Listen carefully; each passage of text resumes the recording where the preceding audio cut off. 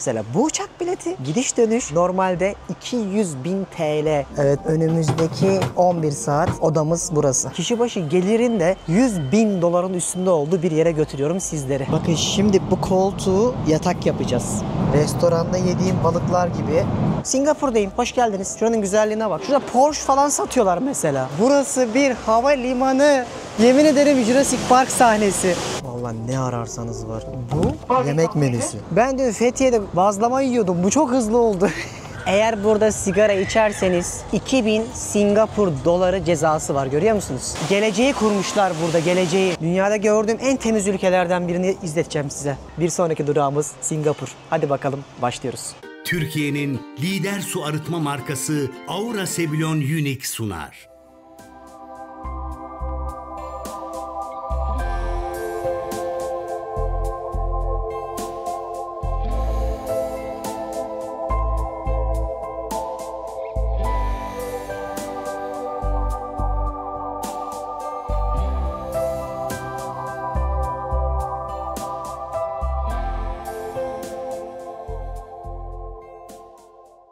Hanımlar beyler, ben Deniz Pehlivan. Dünya turumun Singapur ayağına hoş geldiniz. Videonun girişinden de anlayacağınız üzere birazcık lüks ve keyifli bir yolculuk olacak. Ama niye olacak hepsini de anlatacağım. Çok uzun zaman oldu var ya, videoyu böyle başlarken bile heyecanlandığımı fark ettim. Çünkü haftalardır Fethiye'de ne video çekiyordum ne bir şey yapıyordum. Böyle uzanmış yatıyordum. Doğum günümde kendime bir söz vermiştim. Demiştim ki Deniz, 36 yaşına geldin.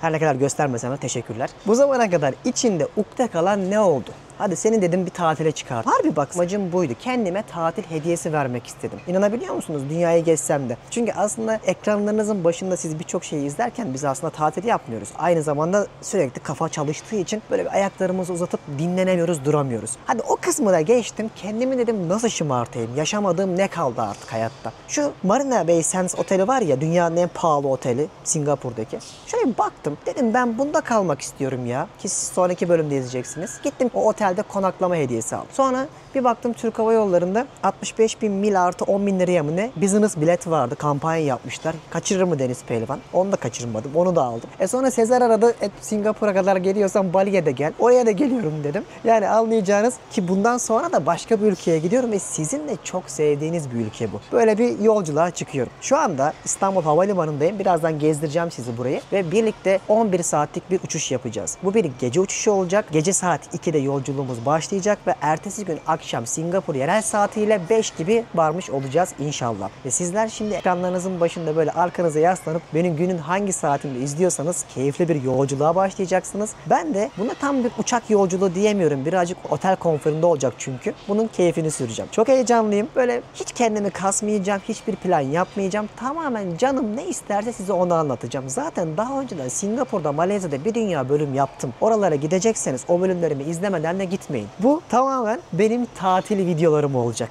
Bu sefer de belki ileride çocuklarıma bakın babanız böyle tatil yapardı diye göstereceğim bir video hazırlamak istiyorum. Ama şaka maka gerçekten kendimi de şımartmak istediğim, 35'ten sonra farklı bir şey yapmak istediğim bir video çekmek istedim ya. Tamamen Deniz'in keyfine göre olacak bir video bu. O yüzden aynı zamanda sizi de alıp götüreceğim tabii, sizsiz olur mu? Siz de ekranlarınızın başında izleyeceksiniz. Harika bir yolculuğumuz başlayacak. Bu millerle de nasıl bilet aldığımı size anlatacağım. Belki bilmiyorsunuzdur. Bu sayede dünyanın dört bir yanında ben çok rahat bir şekilde uçabiliyorum. Mesela bu uçak bileti gidiş dönüş normalde 200.000 TL civarındaydı. Ama ben tek yönünü 100.000 TL'ye falan geliyordu. 65.000 mil artı 10.000 TL civarında bir para ödeyerek aldım. Bunları da anlatırım. O yüzden sizlere iyi seyirler. Bana da heyecanlı ve keyifli bir yolculuk başlasın. Arkamdaki lounge'dan itibaren size bütün yolculuğumu da anlatacağım. Hanımlar beyler, bir sonraki durağımız Singapur. Hadi bakalım başlıyoruz. Gezimiz Aura Sebilon su arıtma cihazlarının katkılarıyla başlıyor. Şimdi burası dev bir lounge, tamam mı? Business uçtuğunuz zaman tüm bunların hepsini kullanabiliyorsunuz. Birazdan göstereyim. Mesela bak, buradaki bütün bu içecekleri de içebiliyorsunuz.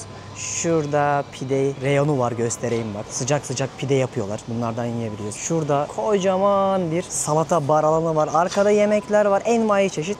Ne isterseniz kullanabiliyorsunuz bu lounge'da. Ama bu lounge isterseniz de parasını ödeyerek kullandığınız gibi böyle pestler var. O pestlerle de kullanabilirsiniz. Aklınızda bulunsun. Uçağı kaçırmak üzereyim. Singapur'daki otelimi bile zor ayarlamıştım. Bu gece çünkü başka yerde kalacağım ilk gün. Onu size gösteririm gittiğim zaman. Biraz koştur koştur olacak.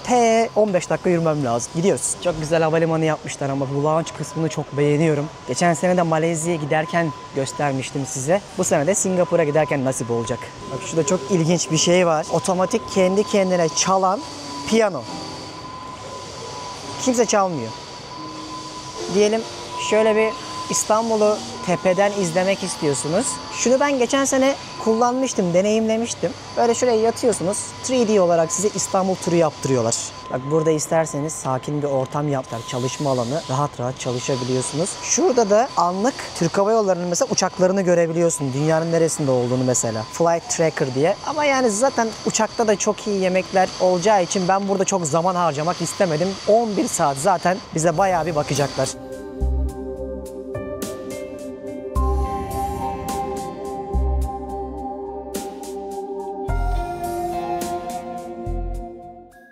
Kapıya doğru gidiyorum şimdi. Valla bak bu havalimanını uluslararası uçuşlar için çok iyi yapmışlar. Gerçekten tertemiz pırıl pırıl bir havalimanı. Ama birazdan gideceğimiz Singapur Havalimanı ise dünyanın en iyi havalimanlarından bir tanesi. Göstereceğim. Göreceksiniz niye bunu söylediğimi. İçine şelale koymuşlardı hatırlarsınız. Böyle Jurassic Park ambiyansı vardı. Şimdi benim bu Singapur'a 4. mü 5. gidişim mi ne? Daha önceden sizlere o coğrafyadan bir dünya video gösterdim. Ama gerçekten hani gittiğinizde medeni, güzel, yaşanılabilir, güvenli, eğitim seviyesi çok yüksek bir yere geldiğinizi hissedersiniz. Ve en güzelinde biliyor musunuz Singapur'la ilgili yorumum? Vize yok bize. Türklere vizesiz. Ne Malezya, ne Tayland. Bir tanesi vize istemiyor. Kişi başı gelirin de 100.000 doların üstünde olduğu bir yere götürüyorum sizleri. Heyecanlıyım. Yani gerçekten bu heyecanıma ortak oluyorsanız ne mutlu. Yani düşünsenize daha geçen Azerbaycan, Moldova, sonra Norveç'teydim, sonra Kuzey Kutbu'na gittim. Şimdi bakın nerelere gidiyorum. Bu mesleği yapabiliyor olmak bana nasip oldu. Gerçekten çok emek de veriyorum. Hani herkes her işinde emek verir. Ama benim bu işlerimiz konusunda bile sizlere olan en büyük kalbi niyetim inşallah sizler de benden daha çok yer görürsünüz. Yani bu gezme mutluluğu, bu seyahat virüsü sizlere de bulaşır. Siz de kalbinizin götürdüğü, hayal ettiğiniz yerlere şu heyecanı yaşayarak yaşarsınız. Yemin ederim var ya bak uçağa binerken bunu hisset. Gerçekten hepimiz en iyisini hak ediyoruz. Hepimiz en iyisini yaşayalım. Hepimiz günün sonunda mutlu olalım. Öyle içimden geldiği için söylemek istedim. Hadi uçağa doğru gidelim. Evet, bizim kapımız şurası. D10 205 Singapur uçağımız. Burada. Şimdi ben birazdan uçağa bineceğim. Bir videoyu durdurup yine bana Deniz iyi yolculuklar dünya turunu severek takip ediyoruz, beğenerek izliyoruz gibi desteklerseniz yorumlarınızla sevinirim. Çünkü algoritma bu şekilde biliyorsunuz artık sizlerde. Önünüze videoları düşürüyor ve haberdar olabiliyorsunuz. Bu arada mesela bu Türk Hava Yolları uçuşunda bana Türk Hava Yolları sponsor falan olmadı. Ben tamamen kendi milimle, kendi paramla bu bileti alıyorum. Ama Türk Hava Yolları'nın mesela bu Miles and Smiles böyle programı var. Bu programın ortakları var. Bankalar olsun, uçuşlar olsun. Bunlardan puan topluyorsun, tamam mı? Mesela ben çok uçtuğum için de ve kartı da çok kullanıyorum. Buradan mil biriktiriyorum. Sonra bu milleri de uçak bileti olarak kullanabiliyorum. Bunu biraz araştırın. ChatGPT'ye bile sorun, cevap veriyor. Ama benim aldığım işte bilet sisteminin özelliği bu. Tamamen mil programı sayesinde bu bilete sadece 10.000 TL ödedim. Belki bilmeyenler vardır. O yüzden sizlerle de paylaşıyorum. Araştırırsanız bana bir gün teşekkür edersiniz. Bir de launch programları var. Dünyanın 2000'den fazla havalimanındaki launchlarını kullanabiliyorsunuz. Onları da işte Airport Launch Pass diye yazın. Bunları da kullanabilirsiniz. Mesela 300 euro, 400 euro ödüyorsun ama hepsini kullanıyorsun. 1 lira dahi ekstra ödemiyorsun. Her yerde geçerli oluyor. Aklınızda bulunsun. Bu bilgileri de verdik mi yine? Bütün gezilerimizde olduğu gibi önden bir faydalı bilgi olsun anlamında sizlere bir tecrübemi aktarmak istedim. O zaman hazırsanız hadi bakalım gidiyoruz.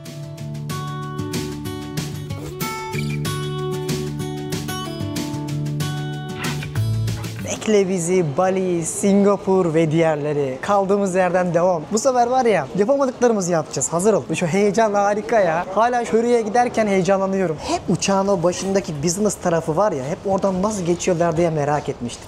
Böyle geçiliyormuş meğer. Hiç de bir şey aynı körük ya. Farklı değilmiş. Ama ben geçen sene Kuala Lumpur'a da böyle uçtum. Sri Lanka'dan dönüşten de business uçmuştum. Onları da paylaşmıştım. Katar'la da uçtum. Singapur'la da. Türk Hava Yolları'yla daha çok uçabiliyorum bu mil programı sayesinde. Daha kolay oluyor. Benim koltuğum 7K. Burası 4. Biraz daha devam edeceğiz. Geldim. Var ya rahat çekim yapmak için kimsenin olmadığı koltuğu seçtim. İnşallah kimse olmaz. Çünkü rahatsız da etmek istemiyorum. Bakalım nasıl olacak. Evet önümüzdeki 11 saat odamız burası. Çantamızı koyalım. Rahat rahat. Oğlum, çok eğlenceli olacak ya. Hazır olun. Hadi bakalım başlıyoruz. Neler bekliyor bizi göreceğiz. Şöyle bir menü geldi. Direkt görebiliyorsunuz bakın. Şaraplar. Sadece şu şarap menüsü. Vallahi ne ararsanız var. Bu yemek menüsü. Tamamen. Bu kadar. Teşekkürler. Sağ olun. Bunsuz uçamayanlara gelsin. Çok iyi ya menü arkadaşlar. Dilediğin zaman balığından etine, tavuğuna, tatlısına kadar getiriyorlar. Kahvaltı olacakmış inişten önce ve burada da işte limonatasından soğuk içeceğine kadar hepsi. Teşekkürler. Ve uçakta en çok rahat edeceğim terlikler. Bunları hep 11 saat boyunca giyerim artık. Ayakkabıları çıkarabiliriz. Şimdi rahat edeceğiz ya, oh. Ev konforu. Birazdan artık uçuşa hazırız. Yani gerçekten şu ana kadar sanki böyle yemek menüsü falan da bayağı geliştirmişler gibi. Bakalım güzel olacak. Başlıyoruz.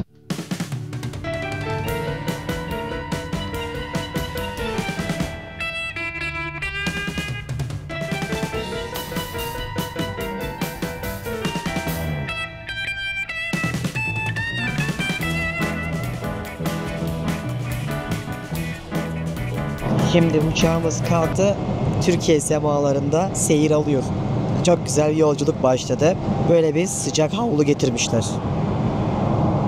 Ya bunsuz uçamıyorum, ne yapacaksın? Şöyle bir şey. Şimdi yemek servisi falan başlayacak. İstediğin zaman yiyebiliyorsun. Bir şeyler yerim, uyurum. Sonra kahvaltı yaparız. Böylece 10 saat geçmiş olur zaten. Yani kokusu çok güzelmiş. Şimdi size biraz bu ekranı nasıl kullanacağımızı göstereyim. Bakın burada kocaman bir ekran var. Film izleyerek gideceğim birazdan. Burada da kumandam var. Tabii ekonomiden farklı olarak biraz daha büyük ve geniş kumanda koymuşlar. Şimdi buradan istediğimi yönetebiliyor olacağım. Film izleyerek gideceğiz.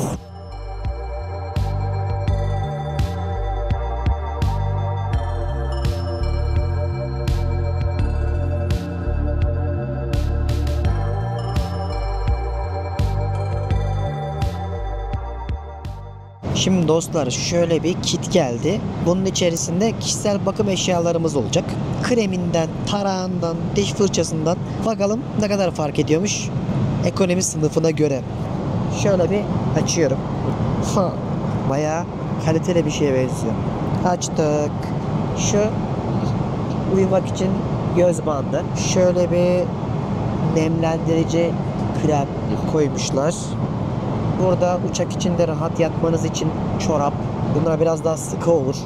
Şu diş fırçası, diş macunu, şöyle küçük bir şey. Dudak kremi gibi bir şey. Bu da kulak için tıpa. Bayağı bir şey düşünmüşler. Yalnız ben bunun çantasını çok beğendim. Seyahatlerimde kullanırım bundan sonra. Bak bu kulaklığını ekonomide vermiyorlar mesela, biliyorsunuz. Küçücük bir şey verirler ekonomide. Bu da çok iddialı bir kulaklık. Gürültüyü falan engelliyor. Şimdi test edeceğim, size de göstermek istiyorum.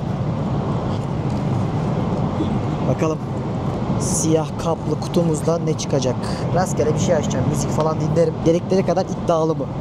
Evet, heyecan dorukta. Bakalım Business Class'ın ses sistemi nasılmış? Valla şu an ben sesimi bile duymuyorum. İşte demek ki parayı verince kulaklığı bile çözüyorlar.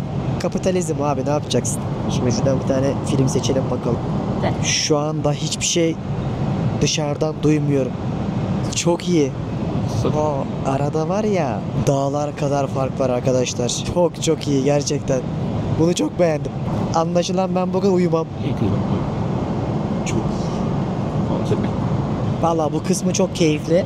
Şimdi size biraz daha tanıtacağım. Sonra kendim film keyfi yapacağım. Ya da uyurum, bakarız ona.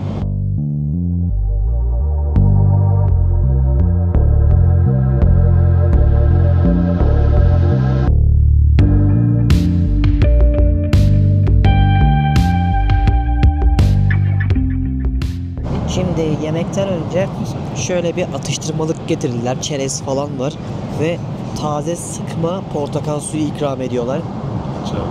Az önce zaten dayanamadım, içtim. Harika. Yani annemin evde sıktığı portakal suyu gibi.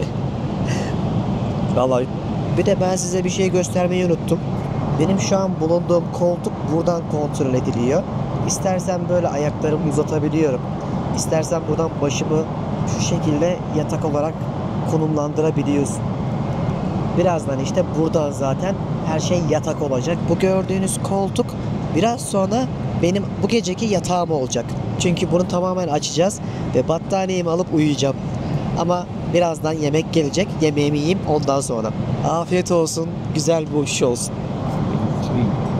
Bayağıdır böyle bir akşam yemeği yememiştim gökyüzünde. En son geçen sene yemiştim. Böyle bir başlangıç karides geldi. Vallahi lounge'daki yemekler de çok iyiydi. Ben onları paylaşmadım bile. Çok keyifliydi. Şu ana kadar her şey rüya gibi. Şöyle bir karides. Çok güzel. Afiyet olsun. Yani böyle business'ın içerisinde sizin için özel yemekler yapan şefler var. Şimdi onları çekmiyorum ve size böyle sıcak sıcak tabaklarla geliyor yemekler. Bakın levrek geldi. Resmen restoranda yediğim balıklar gibi. Ama tatmadım henüz. İlk defa tadacağım. Yalnız o kadar uykum var ki videoda levrek diyorum. Gelen yemek tavuk. Halbuki tavuk söyledim yani. Olsun yine de çok lezzetli. Marine de etmiş böyle mis gibi. Vallahi bir şey değil mi? Yemekler çok iyi. Yani restoran kalitesinde. Afiyet olsun. Ve günün kapanışını yapmak üzere sahnede Maraş dondurma. Böyle güzel bir dondurma da getirmişler. Yemekler yine söylüyorum çok güzeldi. Beklentilerim daha da düşüktü hatta. Şöyle de bir dondurma getirdiler. Harika. Gerçekten Türk Hava Yolları'nda eskiden ben business'larında uçmama rağmen bu yorumu yapıyorum. Ekonomisinde özellikle yemekler çok kötü derdim. Business'ta da çok iyi değildi birkaç uçuşumda demiştim. Bu yorumu yapmıştım. Ama geliştirmişler sanırım. Bir de bu uçuşta şanslıyım bilmiyorum. Vallahi bugün yattığım yeri beğenirim. Nasıl beğenmeyeyim zaten 10.000 metre yukarıdan bulutların üstünde yatacağım. Biraz sonra yatış kısmına geçeriz. Allah dondurma günün sürprizi oldu ha. Evet. Buradaki en büyük farkı göstermenin zamanı geldi. Tuvalet. Yani diğerlerinden bakın çok daha büyük. Rahat rahat tuvaletinizi yapabiliyorsunuz. Şurada biraz daha kaliteli krem, losyon ve sabun falan kullanmışlar, koymuşlar. O kadar yani. Burada kokular bile aynı. Bu da ben. Şimdi dişlerimi fırçalayacağım. Yatacağız. Sabah taze bir şekilde güne başlarız. Bundan sonraki hedefim ölmeden önce bunun bir de first class'ına binmek. Onda duş da var çünkü. Onu da deneyimlersem anlatırım. Bildiğim kadarıyla da Emirates'te falan var. Yani Türk Hava Yolları'nda yok hala. Belki beni davet ederler bir gün gider çekerim. Ne yapalım? Olmazsa da canları sağ olsun. Bakın şimdi bu koltuğu yatak yapacağız. Hazır mısınız? Birazdan yatağımı göreceksiniz. Hazırlıyorum tek bir tuşla. Şu anda 10.000 metre yükseklikte uçağın içinde yatağımı yaptım ve birazdan uyuyacağım. Bu da benim battaniyem. Hadi bana iyi geceler. Sabah kim bilir nerede uyanacağız. Orada görüşmek üzere. Yattım ben. Ve günaydın. Çok güzel uyudum var ya, harikaydı. Artık Singapur'a gelmek üzereyiz. Bakın size şimdi sabah manzaramı göstereyim. Ben de bakmadım.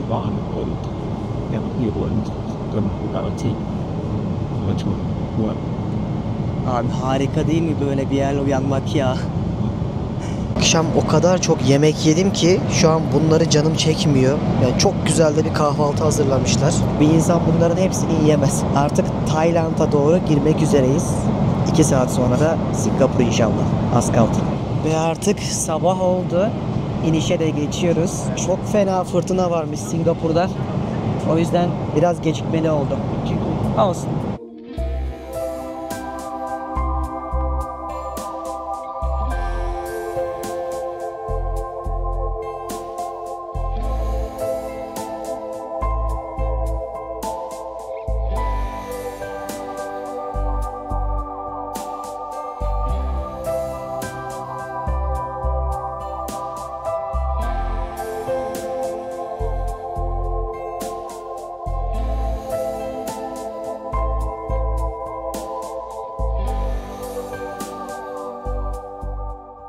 Ve an itibariyle Singapur'a ayak basmış bulunuyorum. Çok güzel bir yolculuktu. Eğer beni buradan Türk Hava Yolları'ndan izleyen böyle birileri varsa böyle 5-10 tane bilet verirseniz sevinirim. Hayatta hayır demeyeceğim. Keyifli, yorulmayacağım yerlerden, yolculuklardan oluyor gerçekten ama benim özellikle Türk Hava Yolları'nda mesela eğer ileride olursa istediğim en güzel şey Afrika uçuşlarında olurum. Afrika'da gidemediğim çok güzel yerler var. İnşallah ilerleyen dönemlerde gitmek istiyorum. Sizlerle de bu tecrübemi paylaşırım. Singapur'dayız. Bilmem kaçıncı kez. Hadi bakalım ülkeye giriş yapalım. Singapur'da olduğunu bana tek bir video karesinde anlat. Halı. Dünyada ilk tüm zeminin halıyla kaplandığı havalimanını gördüğüm yer burasıydı. Sonra Arap ülkelerinde falan da başladı. Bakın komple böyle ev hissiyatı, temizlik hissiyatı vermek için havalimanının zeminini halıyla kaplıyorlar. Pırıl pırıl bir havalimanı. Dışarıdan baktığınızda kesinlikle bir şatafat görmüyorsunuz ilk indiğinizde ama içinden birazdan göreceksiniz, size harika bir manzara göstereceğim. Adamlar bu havalimanının içerisinde şelale yapmışlar. Onu göstermek istiyorum gelmişken. Jewel diyorlar. Ona da yani kalitenin son noktası ya Singapur gerçekten. Benim dünyada gittiğim ülkeler içerisinde yaşarım dediğim yerlerden bir tanesi de burasıdır arkadaşlar. Şimdi ülkeye girerken böyle bir alan kurmuşlar şu şekilde. Burada online olarak giriş formu dolduruyorsunuz. Kağıt devri bitmiş. Her şeyi böyle iPad gibi bir ekran var. Oradan dolduruyorsun. Otelin, dönüş biletin vesaire. Dolduralım bakalım. Size anlatırken polis geldi. Arkadaşlar az önce sildirdiler videoyu. Çünkü buradaki her şey makine üzerinden yapılıyordu. Ve ben size direkt hani gümrükten geçiştim bile makine üzerinden olduğunu gösteriyordum. Uzaktan orada geldiler sildirttiler. Heyecan yaşadım. Ama sorun yok. Çok kolay bir şekilde ülkeye giriş yaptım. Ne biri bana bir şey sordu, ne dönüş bileti, ne otel, hiçbir şey yok. Singapur'dayım. Hoş geldiniz. Şuranın güzelliğine bak. Ülkeye girerken parfüm kokuyor. Dünyada gördüğüm en temiz ülkelerden birini izleteceğim size. Hadi bakalım bagajımızı almaya gidelim. Sonra da merkeze gidelim. Buradan merkeze böyle yürüsem buradan yarım saatte varırım. O kadar küçük bir ülke. Tek bir kare göstereceğim nasıl bir yere geldiğimizle ilgili. Bagajınızı alırken küçük bir parkın ortasında rahatça alın ambiyans yaratmışlar. Ülkedeki bütün binalar, alışveriş merkezleri, iş merkezleri hepsinde yeşil kullanmak zorunlu. Havalimanında bile zorunlu. Görüyorsunuz canlı canlı. Harika.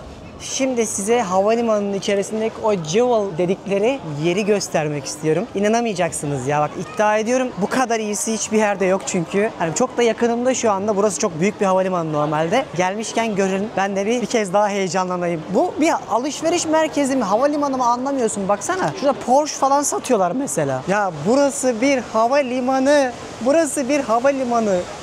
Jurassic Park seti gibi. Ve havalimanının aslında içindeki bir alışveriş, sanat, ne merkezi derseniz artık hepsinin şovunu yaptıkları yer. Amaçları zaten bu doğa temasını ülkeye girer girmez sizi bu şekilde hissettirmeleri. Şunun güzelliğine bak. Of. Ya bunu nasıl akıl edip yaptınız? İnanılmaz. Sadece para değil olay. Hani vizyon, emek, ikna. Şu bir nasıl bir yer ya? Baksana, bir yandan da metro geçiyor. Bir yandan manzara bu. Var mı daha iyisini gören varsa Allah aşkına yorumlara yazsın.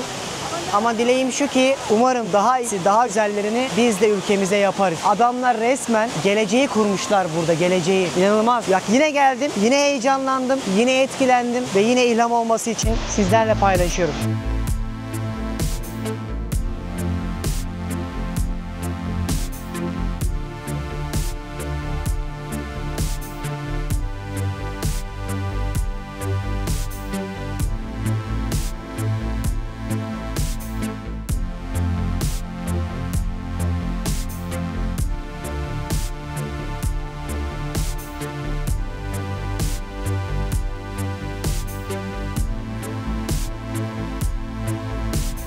Bakın ben aslında karşıda havalimanından direkt çıktım. Şuradan. Hemen arkası gümrüktü. Geçtim ve direkt buraya girdim ve bakın çok güzel. Şu an metro giderken görüyorsunuz. Hatta aynı anda çarpışacaklar. Aa çok iyi be. Yemin ederim Jurassic Park sahnesi. Abi bunu nasıl akıl ettiniz? Gerçekten akıl alacak gibi değil ya. Dünyanın en iyi, en ikonik havalimanını görüyorsunuz. Singapur'a hoş geldiniz. Burası aslında 10 katlı bir alışveriş merkezi ve bu şelale dünyadaki kapalı alandaki en yüksek noktadan akan şelale. 40 metreden aşağıya süzülüyor. Aslında bulunduğumuz bu mağazanın içerisinde 2000'den fazla bitki, 10.000'den fazla canlı yaşıyormuş. Ve asıl ilginç olan ne biliyor musunuz? Yılda 80 milyon insan burayı görüyormuş, ziyaret ediyormuş. İnanılmaz değil mi? Ya bu ülkede bir güzel sushi yapıyorlar arkadaşlar. O kadar canım çekti ki yani özlemişim de. Şöyle sushi, Çin mutfağı ne ararsanız bulabileceğiniz restoranlar var. Bir tanesine dalacağım birazdan. Yani uçakta çok iyi baktılar aslında. Ölmüyorum ama yiyebildiğim kadar sushi yerim. Asla hayır demem. Madem Singapur'dayız, her yerde Çin esintilerini de görebiliyorsun. Şurada mesela Pekin ördeği yapıyorlar. Zaten burası Çin, Hint ve Malezyalı Müslümanlar karışımı bir ülke. Onların hepsini anlatırım ben size yine bir kere daha. Üzerinden geçeriz. Eskiden anlatmış olsam da. Ben de kendimi bir güncellerim. Herhalde yurt dışında en çok sevdiğim şey ve Türkiye'deyken de en çok özlediğim şey şu olabilir. Sushi. Yani şu. Thank you very much. Böyle de bir maki geldi. Şunu da görüyorsunuz. Ya o kadar uygun ki şunun ikilisi somonlu olanlar ya şunlar. Yani 3,5 Amerikan doları falan. Yani 4 Singapur dolarına geliyor. Çok çok uygun. Bu ülke ki ne kadar pahalı bir ülke biliyorsunuz. Hadi bakalım heyecanlıyız. Aslında burada daha ne restoranlar ne mekanlar var.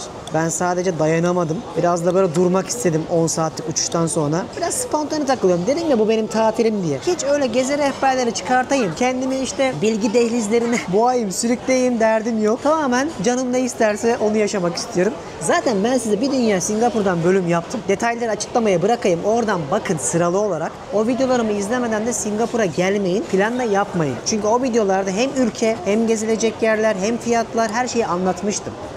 Çok güzel. Taptaze. Çok iyi ya. Söyleyeyim mi? Çok özlemişim böyle iyi sushi yemeyi. Afiyet olsun bana. Burada Uber falan çalışmıyor. O yüzden ben de Grab'i kullanıyorum. Grab'le şimdi merkeze gideceğim. 23 Singapur doları falan vereceğim. 17-18 Amerikan dolarına geliyor. Bakalım yolculuğumuz nasıl geçecek. Çok hızlı geldi taksi. Bindim şimdi gidiyorum. Hatta kapının önünde bekliyormuş desem yeridir. Bu konularda bu Asya harikadır arkadaşlar. Uygulama candır buralarda. Ve fiyat olarak da nereden baksanız 2-3 kat fark eder. Mesela kapıdan binseydim 50-60 dolardı ama bu 20 dolara falan geliyor. Bir de şimdi geç oldu akşam. Metro ile falan da gitsem çok bir fark etmeyecekti. İn bin bir daha git 1 saat falan sürüyor toplamda. O yüzden bu daha pratikti. Hadi bakalım başlasın. Ben çantamı kapıda unuttum. Giriş kapısında onu almaya gidiyoruz. Bu hatayı nasıl yaptım bilmiyorum. Ben bu hatayı yapıyorsam ya benim gibi bir adam bu kadar gezen demek ki yorulmuştur diyeceğim. Ya da heyecandan bilmiyorum.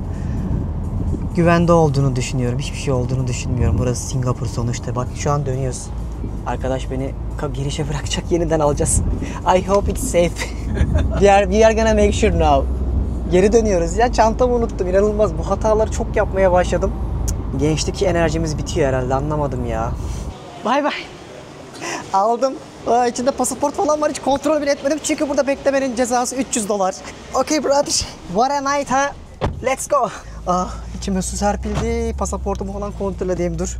Otele varınca anlatacağım. Ya var ya aklım başımdan gitti. Bir baktım çanta yok. Allah'ım dedim. Kuzey Kundu'da en son kamerayı çaldırmıştım. Dedim bana neler oluyor? Ben böyle hiç hatalar yapmam normalde ama bazen böyle işte dalgınlığınıza gelebiliyor. Neyse Allah'tan o kadar güvenli bir ülkedeyiz. Çantayı bıraktığım yerin yanına oturmuş insanlar. Bunlar hani ben çantayı almaya gitmiştim. Böyle selam verdiler ya böyle arka planda göstermiştim size. Onlar aslında ben oturduğumda orada olan insanlar değildi. Başkaları vardı. Çantaya kimse dokunmamış. Bu gariplerin de gelmiş çantanın yanına oturmuşlar. O çantaya kimse dahi dokunmamış. O kadar güvenli bir yer burası. Ben yani şu telefonumu alayım, sokakta bir yere bırakayım. Bu telefona hiçbir şey olmaz. Bu insanlar iyi olduğu için değil. Ülke güvenli olduğu için. Her yerde kamera var. Sıkıyorsa birisi de buna bir alet olsun. Çünkü insanı serbest bırakırlarsa neler olacağını çok iyi biliyorlar ve o yüzden dünyanın en iyi güvenlikli ülkelerinden bir tanesini yapmaların temel sebebi kamera sistemlerinin olması ve ağır cezalar. Burası zaten yasaklar ve cezalar ülkesi olarak biliniyor. Kafanıza göre burada sigara içemezsiniz. Sigara,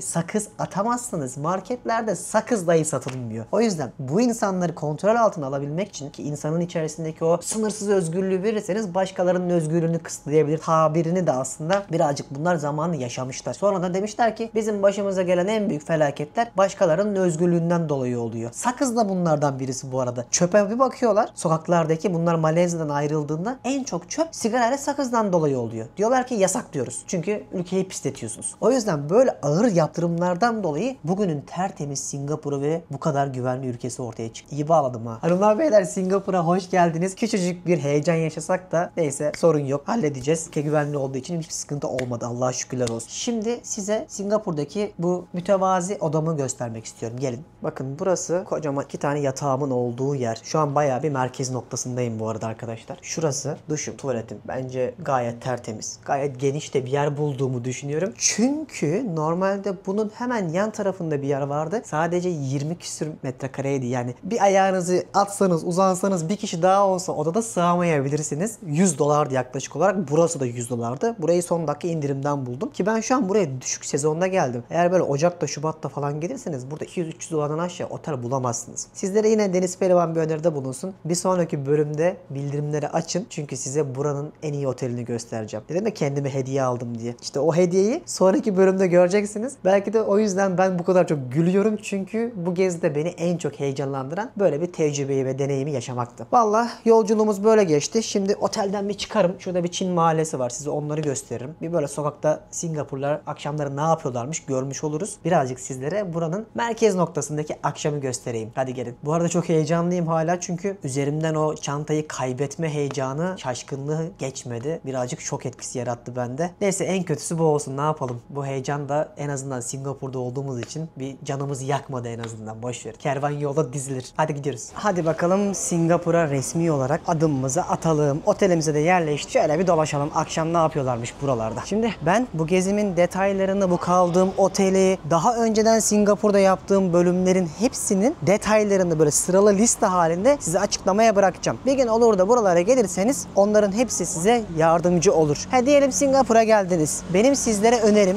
Malezya, Tayland gibi ülkelere de gidip böyle yakında ya bunlar. Vizesiz de olduğu için görmeniz olur. Buranın da en iyi sezonu böyle Ocak gibi falan başlar. Böyle Mayıs'a kadar gider. Mesela Bali tam tersidir. Bali'de de Mayıs'tan böyle Ekim, Kasım'a kadar çok güzel oluyor. Ama kışın mesela yağmurlu dönem olabiliyor. Tam tersi yani. Bunu aklınızda bulundurarak bence gezi planı yapmalısınız. Güneydoğu Asya benim favori yerimdir. Hatta yapabiliyorsanız da Vietnam, Laos, Kamboçya gibi ülkeleri de ekleyin ki gezmek için en bütçe dostu yerlerdir. Kesinlikle bu coğrafyada, Güneydoğu Asya'da bu ülkeleri de görmenizi öneriyorum. Günlük yine coğrafya, rota önerilerimizi yaptıysak devam edebiliriz bu ilk bölümde. Şurada bir az önce ses duymuştum. Şurada bir kalabalık vardı. Oraya doğru gidiyorum. Bakın şöyle tertemiz sokaklar görmeyi özlemişsinizdir. Gerçekten yaprak dışında hiçbir çöp yok. Zaten atmak da yasak. Sakız çiğnemek de yasak demiştim. Bu konuyu çok değineceğim. Gerçekten ilham olunması gereken bence bir detay. Biliyorsunuz Türkiye'de bunun çok mücadelesini veriyoruz şu anda. O yüzden çocuklarınız da en azından izlerken bak yavrucuğum böyle doğayı temizleyip şehri de temizleyip güzel örnek yerler varmış demeniz için paylaşıyorum. Abi o kadar güzel ki yani ne aşırı, bak gökdelen görüyor musunuz? Yok, arkalarda var mesela. Yatay mimari de var burada. Çok güzel korumuşlar. Yani ne zaman gelsem şu ülkeye şaşırıyorum. En ilginci de düzeni. Helal olsun. Böyle şimdi Clark Quay dedikleri gece çok hareketli olan bir bölge var. Oraya doğru ilerliyorum dostlar. Geceleri böyle bir yermiş. Caddeler, maddeler. Sana ne kadar sakin. Şöyle bir 10 dakikadır falan yürüyorum. Bir 5-10 dakikam daha var. En büyük caddelerinden bir tanesinin kaldırımından böyle bakına bakına dolaşıyorum. Ya ben dün Fethiye'de bazlama yiyordum. Bu çok hızlı oldu. Gerçekten bambaşka bir dünya oldu bir anda. Abi işte şunla zamanda yolculuk yapar gibi insan ya. Hepsinin tadı başka. Köyün de tadı başka, şehrin de tadı başka. Kalabalığın da, sakinliğin de. Hepsinden ayrı keyif almak lazım. Bunu yaşayabiliyorsam ne mutlu, aktarabiliyorsam ne mutlu. Daha güzeli de vallahi size nasip olsun. Umarım bu virüsü siz de kaparsınız. Gittiğiniz her yerde böyle bir sonraki seyahatinizi planlayacak halde olursunuz. İmkanlarınız dahilinde. Ben rehber olabiliyorsam ne mutlu. Gezdiğim her zaman, her yeri size bu zamana kadar anlattım. Bundan sonra da nefesim yettikçe de anlatacağım. İlham olması için. Şurada bir Jumbo Seafood diye restoran var. Orada yemek yemeye gidiyorum. Bir daha deniz mahsulü yiyelim. Bayağı ünlü bir yer orası. Gelmişken bir tecrübe edelim. Hazır akşam artık geç olmadan. Burası da Clark Quay dedikleri gece hayatı bölgesi. Nehrin kenarında insanların eğlendiği yer. Birazdan buraya da geleceğim. Sonra zaten ne yapacağım ben de bilmiyorum. Bakarız beraber. Aynı zamanda böyle nehrin kenarından bak yürüyebiliyorsun. İnsan akşamları böyle buradan aşağıdaki nehrin yere kadar yürürler. Güzeldir. Bak restoranın ismi bu. Jumbo Seafood. Girelim bakalım. Burada yengeç yiyeceğiz. Burası deniz mahsulü ülkesi. Evet, etler falan da çok iyi ama daha çok insanlar deniz mahsulü yiyorlar. Hatta bundan sonraki bölümde çok iyi bir et restoranı var. Dünyadaki en iyi 4 et restoranı burada bulunuyor. İlk 100'deki. Benim bu listemi biliyorsunuz. Daha önceden size anlatmıştım gittiğim yerlerde. Buraya kadar geldik madem bir noodle'lı deniz mahsulü yiyelim dedik. Bir de ıstakozla şey söyledim. Yengeç de söyleyebilirim ama ıstakoz söyledim sadece. Fiyatları da genelde işte $60 falan yaklaşık olarak. Singapur'dasınız. Bu fiyatlar çok normal. Şurada McDonald's yesem $20 zaten. Çok iyi. Ya keşke ıstakoz söylemeseymişim. Ben bununla bile doyarım. Bak bir şey söyleyeyim mi? Ben de buraya ilk defa geliyorum. Daha önceden başka yerlere gitmiştim. Çok güzelmiş. Noodle'ın ağzımda eridiğini hissediyorum. İçine koydukları yumurta bile harika. Hafif acılı ama hiç yakmıyor. Allah'ım, seyahat etmeyi çok seviyorum. Gerçekten. Bak kaç saattir, bir gündür yollardayım. Ama hiç yorgun değilim. İnanılmaz besliyor beni. Harika. Sırada ıstakoz gelsin. Kocaman bir Avustralya ıstakozu geldi. Yani full et. Gerçekten son yıllarda bu kadar büyük bir ıstakoz yememiştim. Gelince bile şaşırdım bana mı diye. Bu nasıl $40-50 anlamıyorum. Biz Singapur'dayız ya. Bakar mısınız? Full şöyle yapmışlar, etli. Ay, bayağı sarımsak koymuş ama. Lakin harika. Gerçekten bayıldım. Bugün yattığım yeri beğenirim. Afiyet olsun. Bak, insan bununla doymayacağını sanıyor. Ama sadece bir tanesinde bu kadar büyük porsiyon çıktı. Gerçekten yani son yıllarda yediğim en büyük ıstakoz. Bunu bu paraya nasıl satıyorlar bilmiyorum. Yakında batar burası. Gerçekten Singapur'a gelirseniz buraya kesinlikle selamı söyleyin, indirim yapmazlar. Kimsenin tanıdığı yok. Ama şaka maka, keşke daha önce gelseymişim. Güzel bir yemek yedim. Hani demiştim ya videonun başında, bu benim kendime verdiğim bir hediye tatilim diye. O yüzden bu gezimde içimde yaşayamadığım, merak ettiğim her şeyi yaşayacağım diye. Bundan sonraki bölümlerde de hep göreceksiniz. Restoran mı? Gideceğim hangisini istiyorsam. Otel mi? Gideceğim onda kalacağım. Niye biliyor musun? Geçenlerde böyle evde dururken dedim ki kendime, ya ben evli değilim. Çocuğum yok, sorumluluğum yok. Kazandığım parayı ne yapacağım dedim. Gezeyim. Tamam geziyorum ama dedim hani eksik kalan neler var zihnimde gezme konusunda dedim. Bu var. Mesela bundan sonra burada Marina Bay Sands Otel'de kalacağım. Şu devasa 3 tane gökdelen olan otel var ya, oradan yer ayırttım. Bir gece de olsa tabii kalacağım dedim, hani o olsun bu olsun. Böyle bir gezi olsun. Hani 36 yaşında da hayatım boyunca ya içinde de şu kalmıştı demeden yaşayacağım bir yılım olsun dedim. O yüzden önümüzdeki günlerde bir sonraki bölümde böyle çok güzel restoranlara da götüreceğim. Sokakta da yiyeceğiz. Sahilde domates, peynir de yiyeceğiz. Onun yeri ayrı tabii. Ben bunların hepsinden yapsan da sıkılırsın. Sadece benim mesela bir listem var. Dünyanın en iyi 101 steakhouse listesi vardır. World's Best 101 diye geçer işte bu steakhouse. Ki onun en iyisi de Don Julio. Arjantin'de, Buenos Aires'te. Ben ona da gittim mesela, yedim. Bir kerelik bir şeydi bunlar. O yüzden böyle şeyler yapayım dedim. Sizlerle de paylaşmak istedim yemekten sonra bu heyecanımı. Şimdi böyle gençlerin takıldığı Clark Quay bölgesine geldim. Akşamları burada gelirler. Nehrin kenarında otururlar. Şuradaki gece kulüplerinde eğlenirler. Daha çok hafta sonu dolu olur. Bugün hafta içi olduğu için öyle aşırı bir yoğunluk olacağını düşünmüyorum. Eğer burada sigara içerseniz 2000 Singapur doları cezası var, görüyor musunuz? Bir sonraki bölümde anlatacağım, bunlara da biraz değinirim yine.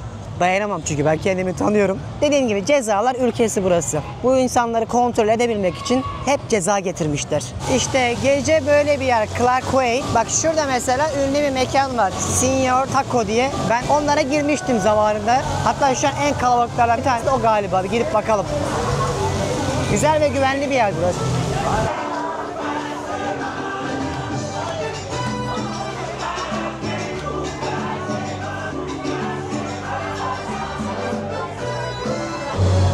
Hafta içi olmasına rağmen bile hareketli bak. Şurayı da göstereyim size.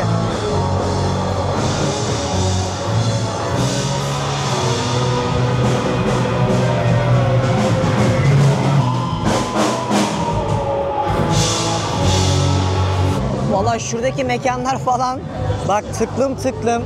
Şu ilerilerde de vardı ama ben hiç enerjim yok. Girmek istemiyorum. Giriş de genelde $15-20 civarında. Çok yorulmuşum. O yüzden gidip dinlenip yarına daha böyle enerji dolu uyanmak istiyorum. Eski Deniz olsa var ya, sabah 5'e kadar eğlenirdi. O devir geçmiş artık. Artık uyuyacağım yer, ertesi gün planım daha değerli oluyor.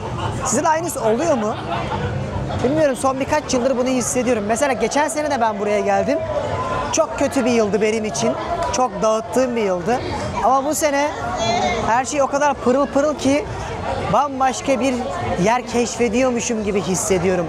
Duygularım bile tertemiz olduğu için. O zamanlar fena bataktaydık duygusal olarak diyelim.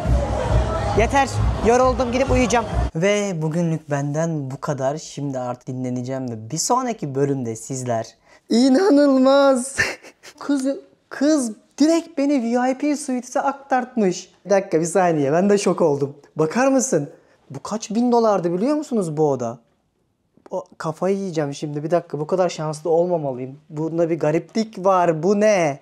Hayatımın en şanslı gününü görüyorsunuz. İşte böyle şeyler izleyeceksiniz. O yüzden kanala abone olup bildirimleri açın. Sonraki bölümde size benim de daha önceden tecrübe etmediğim Singapur'un farklı yüzünü göstereceğim. İnşallah çok güzel bir bölüm olacak. Şimdi erkenden uyuyayım, dinleneyim. Güzel bir yolculuktu. Keyfini çıkardım. Çok yorulduğumu düşünmüyorum. Ama yarın enerji dolu olmak için erkenden uyumak istiyorum. Çünkü yapacağımız çok güzel şeyler var. Tabii sonraki bölümde ben size yine harika bilgiler ve bu ülkedeki tecrübelerimi aktarıyor olacağım. Şimdilik benden bu kadar. Bir sonraki bölümde görüşmek üzere. Singapur'dan herkese selamlar. Türkiye'nin lider su arıtma markası Aura Sebilon Unique sundu.